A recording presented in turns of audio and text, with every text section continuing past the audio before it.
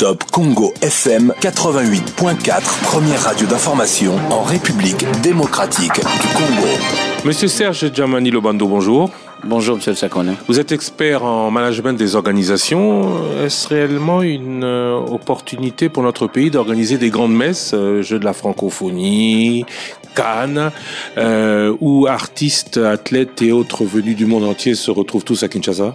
Oui, en termes d'organisation de grands événements, oui, c'est utile pour le pays.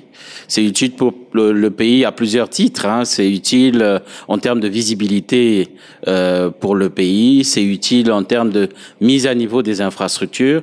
C'est utile également en termes de mobilisation de la population.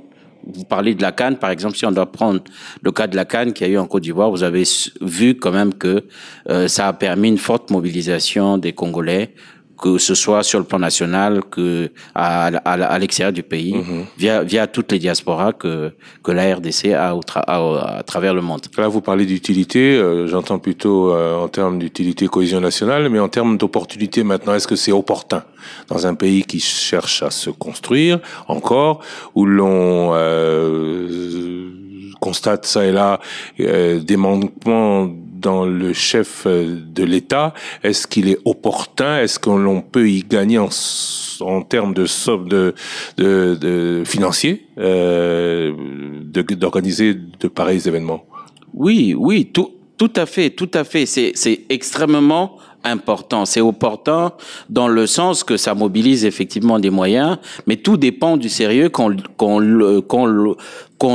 met effectivement dans cette organisation pour faire en sorte de le rentabiliser. Déjà dans le fait déjà que ça crée de la visibilité, ça permet à ce qu'il y ait des rentrées d'argent. Si effectivement on vend bien le projet à l'international, il y a des droits publicitaires, il y a des droits en termes aussi, il y a les mises à niveau des infrastructures sur le plan national. Et quand on parle des infrastructures nationales, vous voyez les aéroports, vous voyez les lieux d'hébergement, vous voyez les routes qui sont arrangées et tout, et ça favorise le tourisme.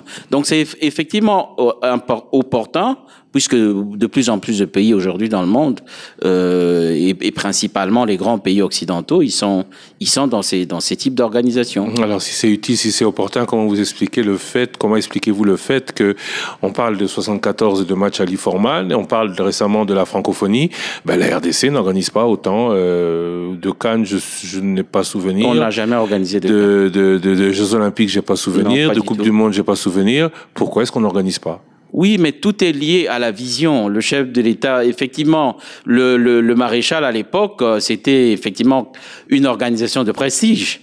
Parce que le combat à l'Iforman, c'était entre deux boxeurs, mais ça a créé un engouement fou. Et c'était le seul événement de référence que nous avions à l'époque, depuis 50 ans.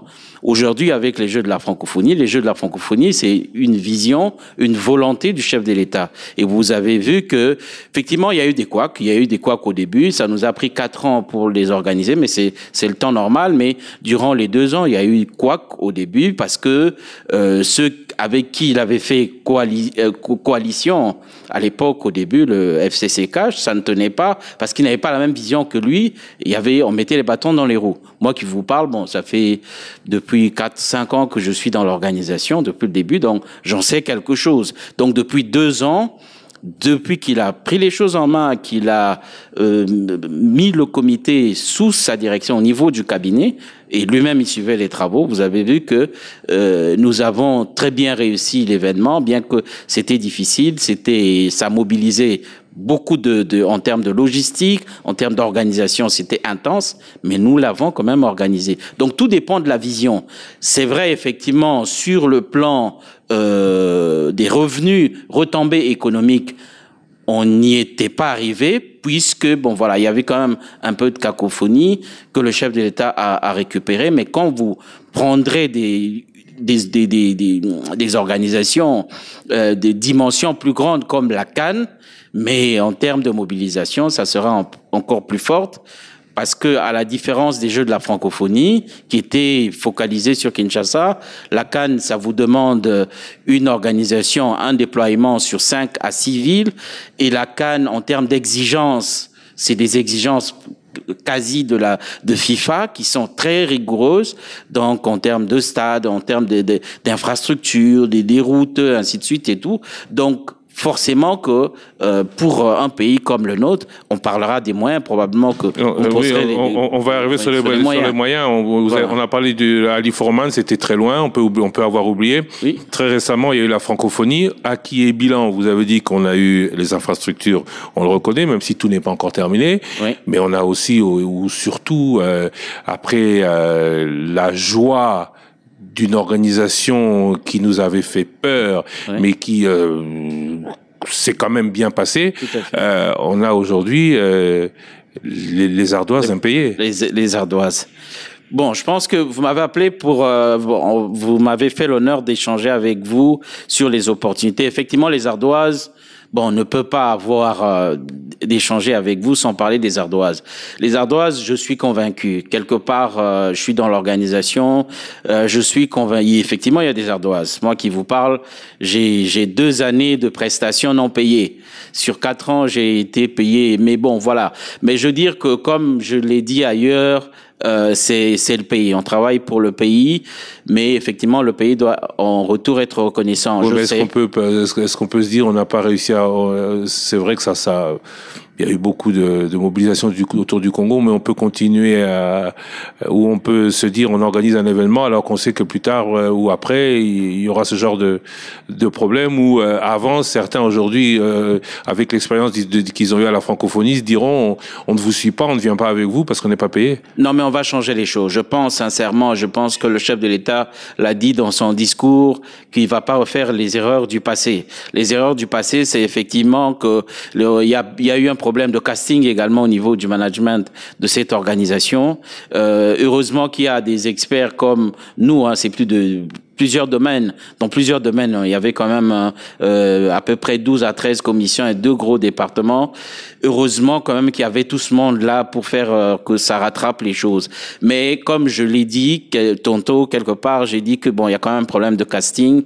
Ce problème de casting sera résolu. Et je suis convaincu aussi que ces ardoises seront réglées assez bientôt parce que des éléments que nous avons nous font quand même croire que le chef de l'État a tapé du poing sur la table et que je crois que dans les meilleurs délais, ça sera réglé. Et donc, tous ces couacs, ça fera aussi partie des acquis que même si mais ça fait partie de l'expérience organisationnelle et je pense certainement que pour la CAN, on va plus refaire les mêmes erreurs. Donc on parle encore de couacs. Vous avez dit tout à l'heure, c'est très utile. En termes d'économie, c'est pas trop le cas encore. Alors, pourquoi en organiser d'autres uniquement pour le prestige, uniquement pour la cohésion nationale? De l'utilité, oui, mais l'économie congolaise a d'autres priorités. Est-ce que elle peut se permettre, notamment le président a annoncé la CAN pour 2029 ou 2030, on peut se permettre d'aller dans pareille, entre guillemets, aventure? Ce ne serait pas une aventure, c'est une vision. C'est une vision et une très très belle opportunité, une formidable opportunité pour le pays. Pourquoi?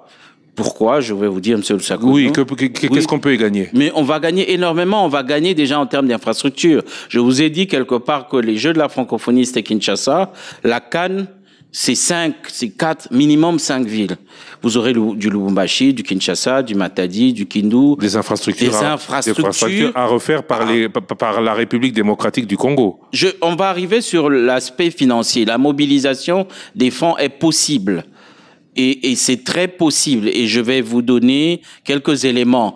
Moi qui vous parle, je suis quelque part, j'ai grandi un peu à l'extérieur, en Afrique centrale ici, où j'ai évolué. Il y a une forte diaspora, communauté de Congolais un peu partout, et c'est une force, et nous allons pouvoir les utiliser pour cela. Mais ce que je veux dire, c'est quoi? C'est que la CAN serait très utile pour le pays, parce que en même temps, c'est un mandat. Les préparatifs de la CAN, c'est un mandat, c'est 4-5 ans. Et en même temps, comme je vous ai dit tantôt, quand on avait commencé la conversation, c'est de se dire que les exigences CAN, c'est des exigences FIFA. Si vous mettez pas à niveau, on ne vous donne pas l'organisation. Oui, mais le problème, c'est que le pays va candidater. Se mettre à niveau va nous coûter beaucoup d'argent. l'argent, on peut les mobiliser. Le pays va, c'est-à-dire que si, bon, vous m'emmenez à parler finance, à parler argent, c'est un montage financier. C'est déjà de faire, là, dans ce qu'on propose, c'est déjà que dès maintenant, il faut mettre en place un comité d'organisation, une COCAN, qui puisse déjà monter le dossier. Et donc, déjà, là-dedans, c'est déjà faire des estimations nécessaires. Le chef de l'État, effectivement, en annonçant sa volonté de candidater, de faire candidater le pays pour la CAN 2029, a dit il faut déjà commencer aussi à étudier les coûts, ce que ça pourrait coûter au pays. Ça peut coûter à peu près combien? Parce qu'il faudrait 5 villes, on va dire Kinshasa, Lubumbashi, peut-être Goma, Matadi et Kisangani, Kindu, donc au minimum 4 à 5 villes. Kisangani, Kolwezi. Voilà, Kolwezi pratiquement. Aéroport international pour tous. Voilà. Hôtel de qualité pour tous. De qualité, il faut arranger les routes. Les routes. Il faut remettre de l'ordre dans la ville. Par exemple, le désordre qu'on a à Kinshasa doit être arrangé. Vous en avez souffert, vous avez eu à régler beaucoup de circulation et tout. Mais tout ça, c'est de la volonté, c'est faisable. Donc, c'est là où je dis que c'est opportun pour le pays parce que avec une telle opportunité, ça permet de régler beaucoup de problèmes. On va parler des problèmes d'eau, de fourniture d'eau, de fourniture d'électricité. On va parler d'arranger les routes, d'organiser la ville parce que ça fait partie des critères de Est-ce qu'on peut être éligible à ce stade?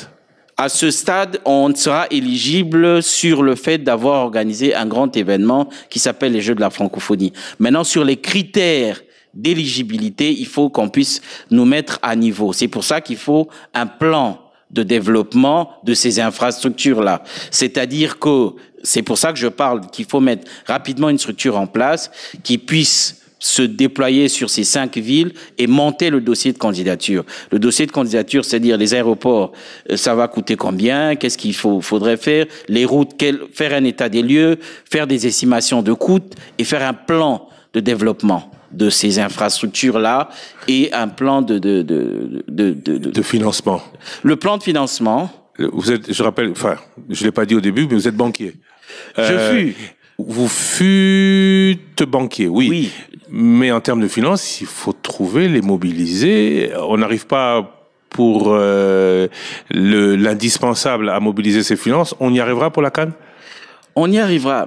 Monsieur Lusakone, en fait, j'ai dit tout est possible. Tout est possible, tout est question de volonté politique. Les Jeux de la francophonie, on les a, au lieu d'organiser en 4-5 ans, on les a organisés en 2 ans. C'est lorsque le chef de l'État a décidé de mettre la structure organisationnelle sous sa direction qu'on a organisé ces Jeux. Donc, c'est-à-dire que c'est possible. Et vous voyez lui-même, c'est les déplacements qu'il faisait sur les chantiers et tout. Ces déplacements, il pourra pas les faire pour la CAN parce que ça supposera que pour Matadi, ils prennent l'hélico, il saura pas. C'est impossible. Voilà pourquoi je parlais de casting. Il y aura un casting. Sur le plan de financement, c'est simple. C'est se dire, il faut mobiliser les fonds. On peut faire de la syndication. Parler de mon passé de banquier, oui. J'ai gardé les réflexes banquiers. Je suis dans une organisation, une association d'anciens de banquiers et tout. Voilà. Donc, je sais que c'est possible. Tout est question de la volonté et du cadre qu'on va mettre en place. Et donc, il y a moyen de pouvoir créer une syndication. Une syndication, c'est plusieurs banques qui se regroupent pour pouvoir mobiliser des fonds. Et ça, la première syndication dans le pays, ça ne s'est jamais fait, mais vient d'avoir lieu au mois de février, où 4 de cette année, où 4 structures bancaires du pays se sont mis ensemble pour pouvoir mobiliser 123 millions de dollars pour mettre à la disposition du gouvernement pour faire face aux engagements avec les compagnies pétrolières. Et mais ça, c'est de l'ingénierie financière fait par des Congolais avec un virtuose de la finance que je connais très bien, qui peut très bien faire ce montage-là. Deuxième chose aussi, ne pas oublier que nous avons une forte diaspora. Il y a... on peut dire facilement un minimum de plus de 10 millions de Congolais de la diaspora qui sont actifs et qui dit diaspora, il y a aussi de nouvelles générations de diaspora, tous ces jeunes footballeurs qui sont nés dans ces pays occidentaux, qui ont du sang, avec le repli identitaire qu'il y a un peu partout, qui veulent investir au pays. Donc, il suffira simplement de pouvoir créer le cadre et faire comme ça se fait ailleurs, au Nigeria, au Ghana et tout. Il y a possibilité, comme on fait les bons de trésor sur le plan national, ce sont les obligations nationales, mais on peut aussi avoir des obligations sur le plan international, des diaspora bonds, qui peuvent être arrimées avec... c'est toutes les questions d'organisation, de cadre réglementaire à mettre en place par la Banque centrale, et on peut lever des sommes faramineuses. Ça, je peux vous le garantir. En votre qualité d'expert, qui ne demande que ça, expert des organisations, quelles seraient les propositions que vous feriez pour la réussite de ce projet Cannes 2030, je crois. 2029, 2029, oui. Et bon, comme je l'ai dit, je l'ai déjà dit, les propositions, c'est principalement au président de la République, c'est son projet à lui. C'est effectivement la Cannes marquerait son mandat. Mais la première des préoccupations, des propositions, pour quelqu'un comme moi qui était dans l'organisation dès le début, c'est qu'il puisse dès le départ mettre la structure sous sa direction. Donc, c'est même si ça devra travailler comme ça a été pour les Jeux de la francophonie, c'est une cellule, la COCAN, dépendrait directement du chef de l'État pour vraiment qu'il soit au fait des mises en application de tout ce qui se fait, et ensuite maintenant il faut rapidement mettre les gens qu'il faut, qui vont se déployer et commencer à préparer le dossier de candidature, parce que il y a quand même beaucoup d'exigences en termes sur le plan de l'organisation, du choix du pays, et il y a aussi du lobbying à faire. Donc il appartient au chef de l'État de pouvoir faire le bon choix, et puis que les choses puissent se faire assez rapidement. Mais les hommes sont là. Le président Félix Tshisekedi, qui sera président jusqu'en 2028, vous dites que c'est 2029, donc le président actuel préparerait la messe Cannes 2029 pour son successeur. Écoutez, ça, je ne voudrais pas... En fait, vous savez, avant le président de la République, il y a eu d'autres présidents. Comment je peux dire, le combat Ali Forman, c'était avec le maréchal Mobutu, mais c'est resté dans les annales du pays. Donc, le chef de l'État qui est là, je pense que... En fait, c'est comme je disais, c'est-à-dire que l'opportunité d'organiser une CAN commence par les préparatifs, commence par le plan d'aménagement du pays à organiser cela. Et donc, ça va marquer son mandat. Je pense principalement que, quelque part, il veut marquer son mandat comme il a marqué le premier mandat avec les Jeux de la francophonie, qui ont été un succès sur le plan mondial. Monsieur Serge Djamani Lobando, je rappelle que vous êtes expert en organisation. Je vous remercie. Je vous remercie, monsieur le Kakuna.